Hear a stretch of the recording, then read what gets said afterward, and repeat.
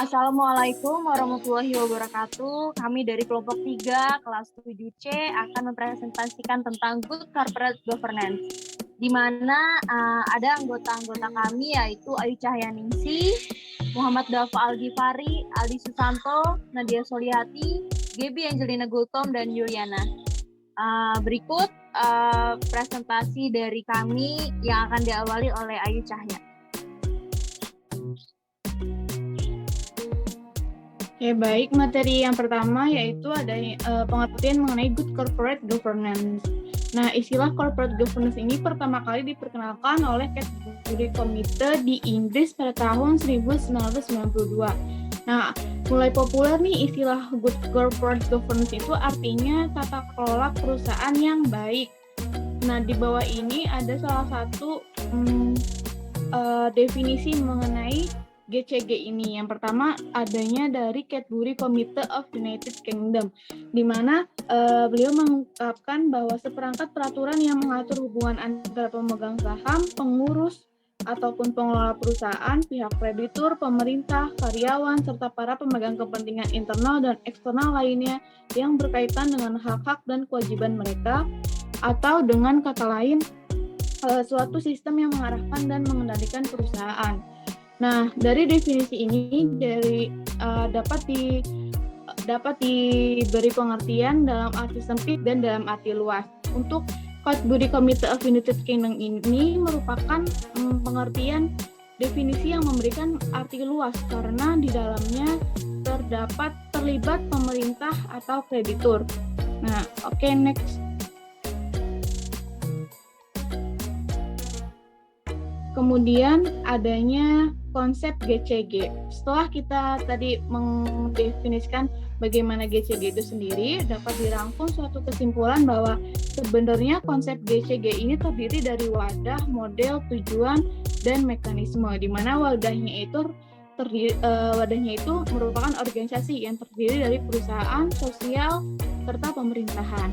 Untuk modelnya itu sendiri dapat berupa suatu sistem, proses, dan seperangkat peraturan yang termasuk prinsip-prinsip serta nilai-nilai yang melandasi praktik bisnis yang sehat.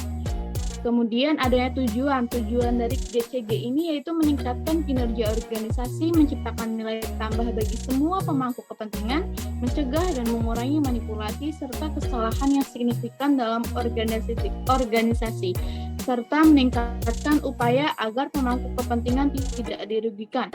Nah, yang terakhir dari konsep GCG itu adanya mekanisme. Gunanya ini untuk mengatur dan mempertegas kembali hubungan, peran, wewenang, dan tanggung jawab.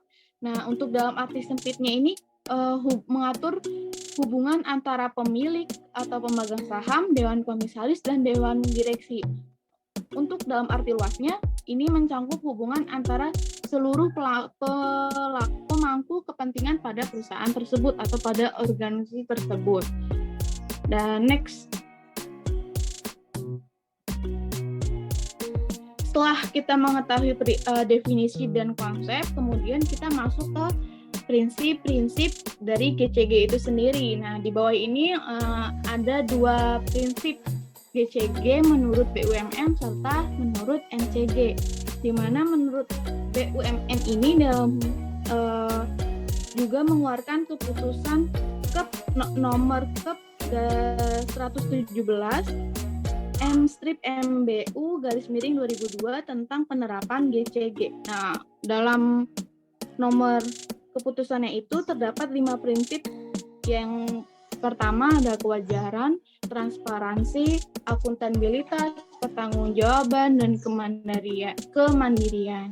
Nah, yang selanjutnya menurut NCG atau National Committee on Governance. Ini mempublikasikan Kode Indonesia tentang tata kelola perusahaan yang baik pada tanggal 17 Oktober 2006. Nah, dari NCG ini mengemukakan juga 5 prinsip mengenai GCG. Yang pertama, transparansi, akuntabilitas, responsibilitas, independensi, serta kesetaraan. Dari prinsip-prinsip yang telah dikemukakan oleh BUMN dan NCG ini terdapat kesamaan yang diungkapkan. Yang pertama adanya perlakuan yang setara merupakan prinsip agar para pengelola memperlakukan semua pemangku kepentingan secara adil dan setara, baik pemangku kepentingan primer maupun pemangku kepentingan sekunder. Dari transparansinya ini merupakan kewajiban bagi para pengelola untuk menjalankan prinsip keterbukaan dalam proses keputusan dan penyampaian informasi. Kemudian ada yang namanya prinsip akuntabilitas. Ini merupakan prinsip di mana para pengelola berkewajiban untuk membina sistem akuntansi yang lebih efektif untuk menghasilkan laporan keuangan yang dapat dipercaya. Nah, yang keempat ada prinsip responsibilitas, di mana prinsip ini para pengelolanya wajib memberikan pertanggungjawaban atas semua tindakan dalam mengelola perusahaan kepada para pemangku kepentingan sebagai wujud kepercayaan yang diberikan kepadanya. Tanggung jawab ini mempunyai 5 dimensi. Yang pertama ada ekonomi, hukum, moral, sosial, dan spiritual yang ada dalam prinsip responsibilitas. Kemudian yang terakhir adanya kemandirian, di mana kemandirian ini merupakan tambahan prinsip dalam mengelola BUMN. Artinya suatu keadaan di mana para pengelola dalam mengambil suatu keputusan bersifat profesional, mandiri, bebas dari konflik kepentingan, dan bebas dari tekanan yang bertentangan dengan undang-undang yang berlaku pada prinsip pengelolaan yang sehat. Oke, next. Manfaat GCG.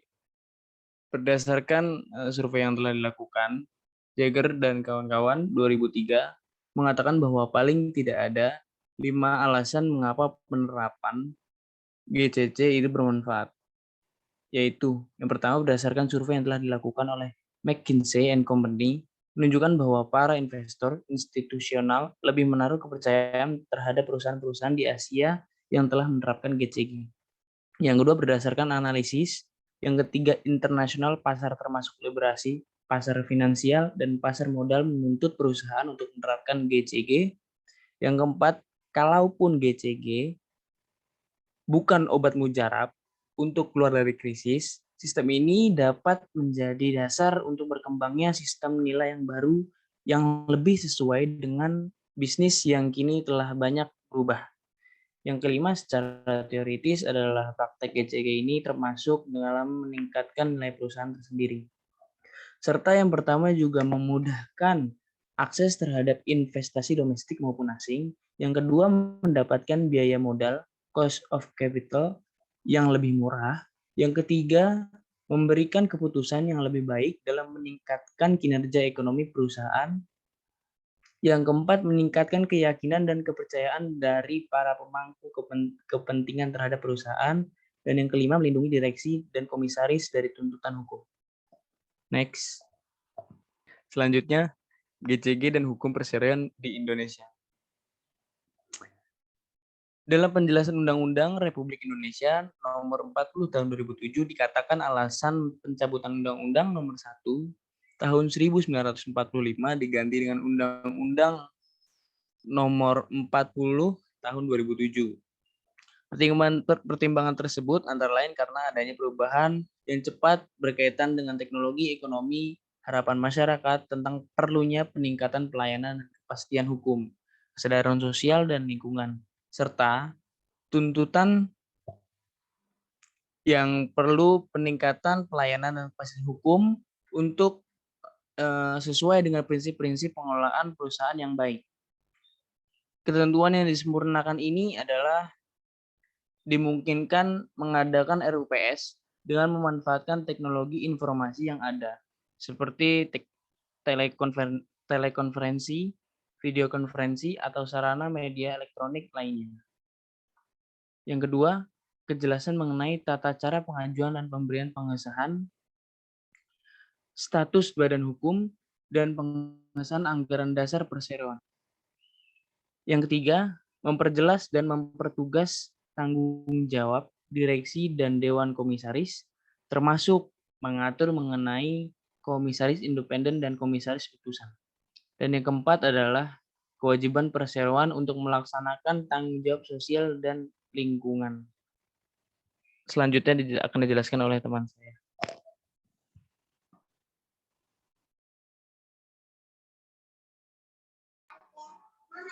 Baik, selanjutnya yaitu ada organ khusus dalam penerapan GCG.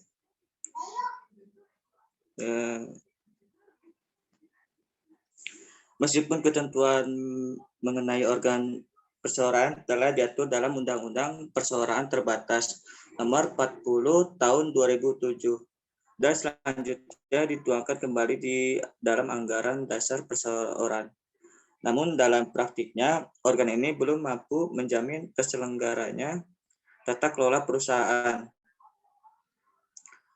Menurut Indah Surya dan Ivan Yulia Vanda tahun 2006 menyebutkan paling tidak diperlukan 4 organ tambahan untuk melengkapi penerapan GCG, yaitu yang pertama itu ada komisaris audit, yang kedua ada direktur independen, yang ketiga ada komite audit, yang keempat ada sekretaris perusahaan atau kooperatif sekretaris. Next. Selanjutnya itu ada komisaris dan direktur independen. Istilah independen sering diartikan sebagai merdeka, bebas, tidak memihak, tidak dalam tekanan pihak tertentu, netral, objektif, punya integritas, dan tidak dalam posisi konflik kepentingan. Namun, dalam kaitannya dengan konsep komisaris atau direktur independen, perlu dicermati terlebih dahulu apa yang dimaksud dengan independen. Menurut Indra Surya dan Ivan Yustiavandana tahun 2006 mengungkapkan ada 2 pengertian independen terkait dengan konsep komisaris dan direktur independen tersebut. Yang pertama itu ada komisaris dan direktur independen adalah seseorang yang ditunjuk untuk mewakili pemegang saham independen sebagaimana diatur dalam Undang-Undang Perseroan. Anggota direksi dan komisaris diangkat dan diberhentikan oleh RUPS. Sedangkan keputusan diambil dalam RUPS didasarkan atas perbandingan jumlah suara para pemegang saham. Hak suara dalam RUPS tidak didasarkan atau atas 1 orang 1 suara, tetapi didasarkan atas jumlah saham yang dimiliki. Yang kedua itu ada komisaris dan direktur independen. Adalah pihak yang ditunjuk tidak dalam kapasitas mewakili pihak manapun dan semata-mata ditunjuk berdasarkan latar belakang pengetahuan, pengalaman, dan keahlian profesional yang dimilikinya untuk sepenuhnya menjalankan tugas demi kepentingan perusahaan. Jadi pengertian di sini lebih luas dibandingkan pengertian pertama. Komisaris dan direktur independen diangkat semata-mata karena pertimbangan profesionalisme demi kepentingan perusahaan. Yang dimaksud dengan kepentingan perusahaan di sini adalah kepentingan bagi seluruh pemangku kepentingan, bukan hanya pemegang saham mayoritas atau pemegang saham minoritas. Next. Komite audit, yaitu salah satu komite tambahan yang kini banyak muncul untuk membantu fungsi Dewan Komisaris adalah komite audit yang muncul barangkali disebabkan oleh kecenderungan makin meningkatnya berbagai skandal penyelewengan dan kelalaian yang dilakukan oleh para direktur dan komisaris perusahaan besar, baik yang terjadi di Amerika Serikat maupun Indonesia, yang menandakan kurang menandainya fungsi pengawasan. Sebagaimana dinyatakan oleh Haswati dalam Indra Surya dan Ivan Yulistiavandana, tugas, tanggung jawab, dan wewenang komite audit adalah membantu Dewan Komisaris. Adapun 12 syarat menjadi anggota komite audit yang disebutkan Forum for Corporate Governance in Indonesia dan YPPMI. Next. Next yuk.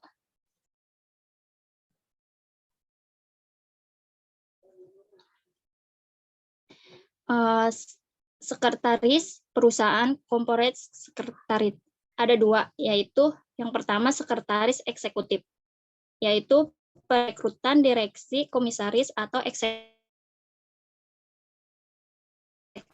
untuk membentuk pejabat eksekutif yang bersangkutan. 2. Sekretaris perusahaan, yaitu jabatan menepati posisi yang sangat tinggi dan strategis. Fungsinya pejabat menghubung liaison officer atau semacam public relation atau investor relation.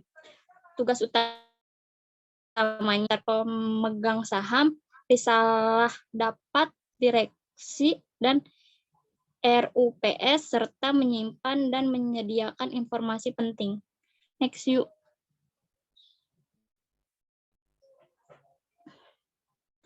GCG dalam Badan Usaha Milik Negara BUMN yaitu penjabaran dan implementasi pasal 33 ayat 3 Undang-Undang Dasar Negara 1945 yang berbunyi bumi dan air dan kekayaan alam yang terkandung di dalamnya dikuasai oleh negara dan dipergunakan untuk sebesar-besarnya kemakmuran rakyat. 3 jenis bentuk hukum BUMN yaitu 1 persero, 2 perusahaan umum atau perum, 3 perusahaan jawatan atau perjalanan.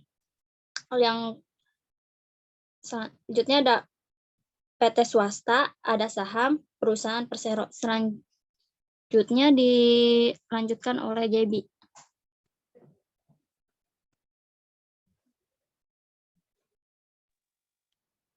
Baik, di sini ada persoalan pokok BUMN. Yang membedakan BUMN dengan PT swasta yaitu kepemilikan saham yang dimiliki.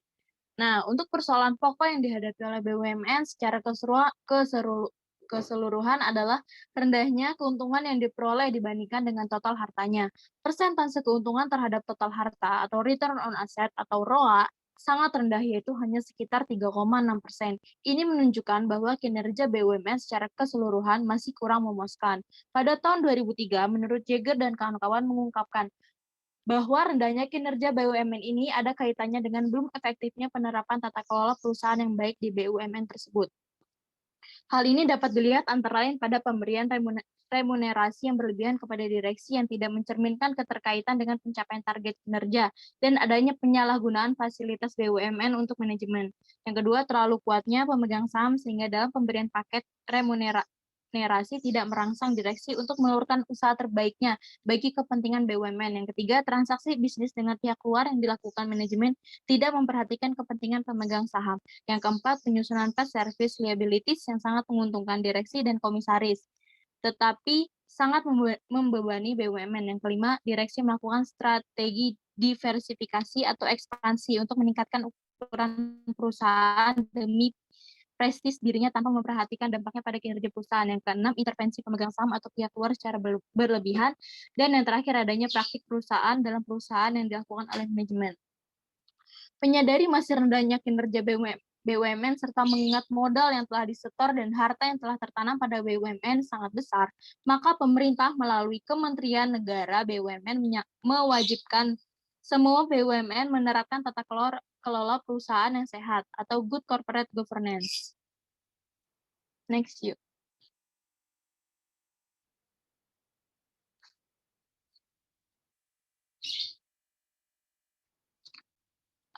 Maka adanya pedoman praktik GCG yang disempurnakan melalui keputusan Menteri Negara BUMN nomor Kep 117 MMBU 2002 tanggal 1 Agustus 2002. Adapun tujuan dan prinsip-prinsip GCG menurut keputusan Menteri Negara BUMN ini. Yang pertama yaitu tujuan GCG diatur dalam pasal 4, yaitu yang memaksimalkan nilai BUMN dengan cara meningkatkan prinsip keterbukaan, akuntabilitas, dapat dipercaya, bertanggung jawab, dan adil agar perusahaan memiliki daya saing yang kuat, baik secara nasional maupun internasional. Yang kedua, mendorong pengelolaan BUMN secara profesional, transparan, dan efisien, serta memberdayakan fungsi dan meningkatkan kemandirian organ. Yang ketiga, mendorong agar organ dalam membuat keputusan dan menjalankan tindakan dilandasi nilai moral yang tinggi dan kepatuhan terhadap peraturan perundang-undangan yang berlaku, serta kesadaran akan adanya tanggung jawab sosial BUMN terhadap para pemangku kepentingan maupun kelestarian lingkungan di sekitar BUMN.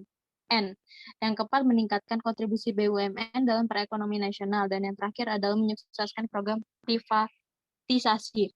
Lalu yang kedua, ada prinsip-prinsip GCG diatur dalam pasal 3, yaitu transparansi, yaitu keterbukaan dalam melaksanakan proses pengambilan keputusan dan keterbukaan dalam mengemukakan informasi material dan relevan mengenai perusahaan. Yang kedua, yaitu ada kemandirian, yaitu suatu keadaan di mana perusahaan dikelola secara profesional tanpa benturan kepentingan dan pengaruh atau tekanan dari pihak manapun yang tidak sesuai dengan peraturan perundang-undangan yang berlaku dan prinsip-prinsip perusahaan yang sehat. Yang ketiga ada akuntabilitas, yaitu kejelasan fungsi pelaksanaan dan pertanggungjawaban organ sehingga pengelolaan perusahaan terlaksana secara efektif. Yang keempat, pertanggungjawaban, yaitu kesesuaian dalam pengelolaan perusahaan terhadap peraturan perundang-undangan yang berlaku dan prinsip-prinsip perusahaan yang sehat.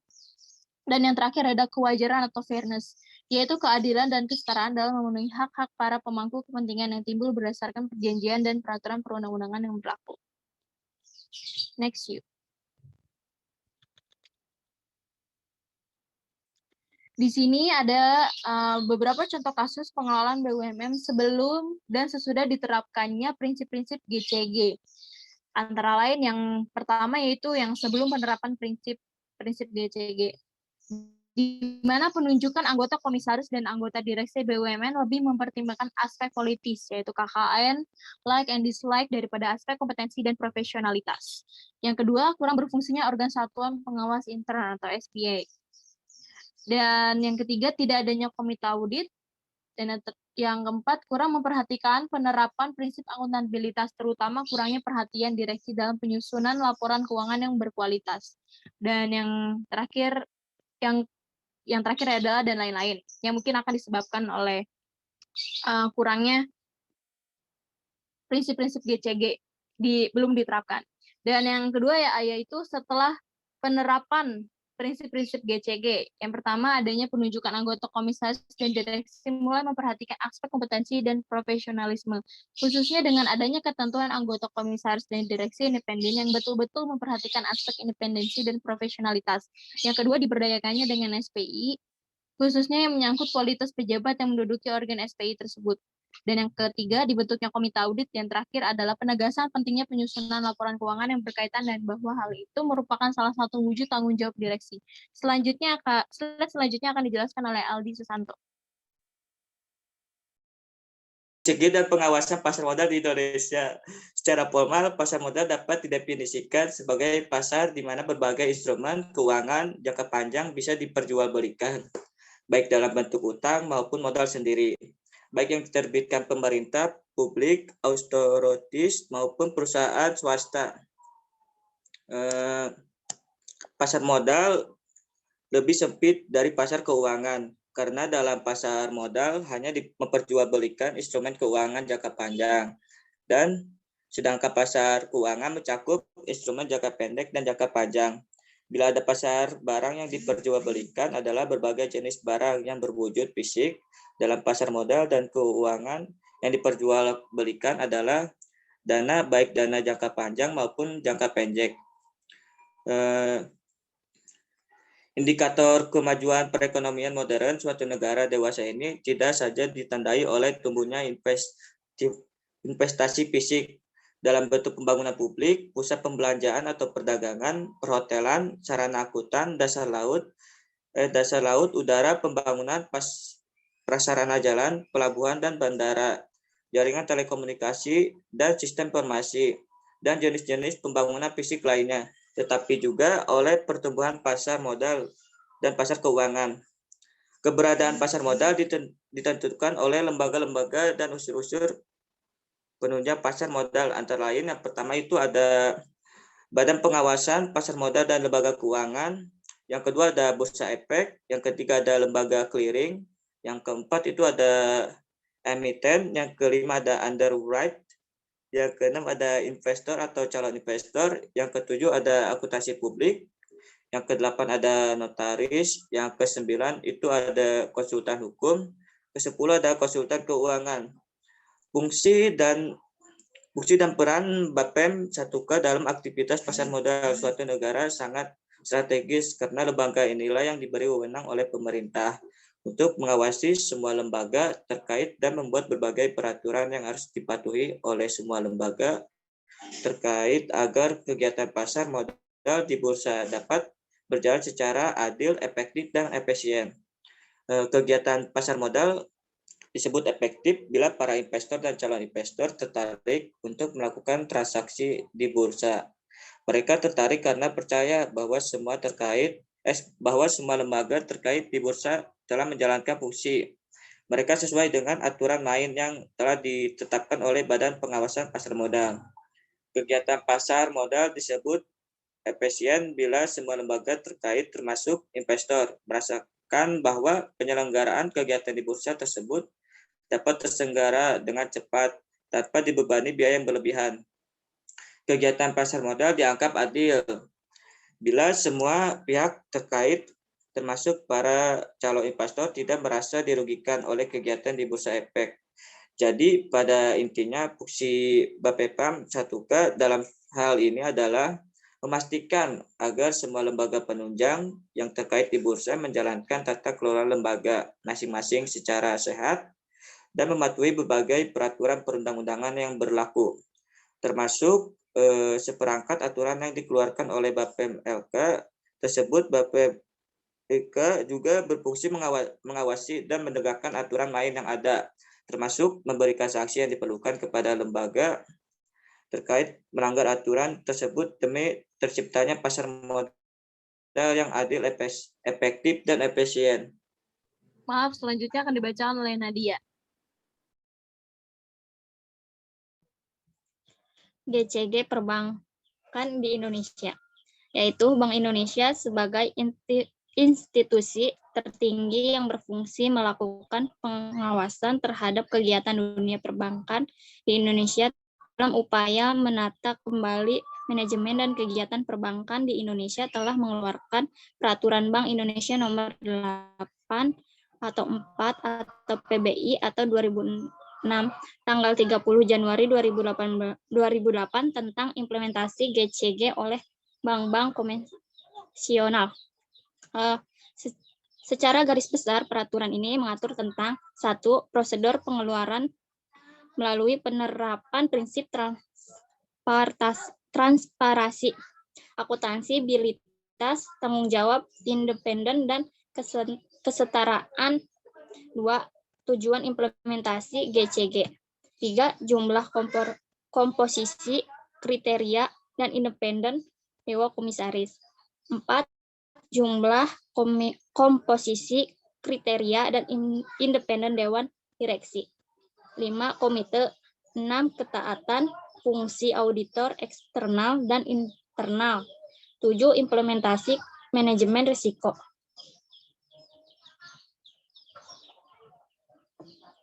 8. Ketentuan dana. 9. Rencana strategis bank. 10. Aspek transparansi komisi bank. 11. Konflik kepentingan dan pelaporan internal. 12. Laporan dan asermen implementasi GCG. 13. Implementasi GCG di cabang luar negeri. 14. Sanksi-sanksi. 15. Ketentuan peralihan. 16. Ketentuan penutup.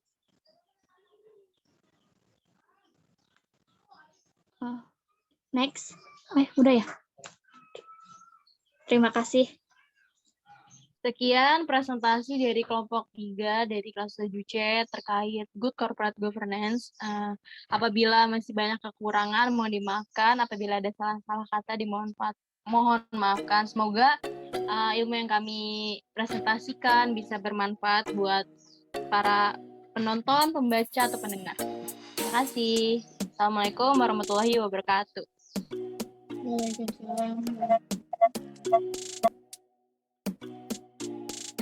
Pas banget. Tinggal 10 menit lagi ya.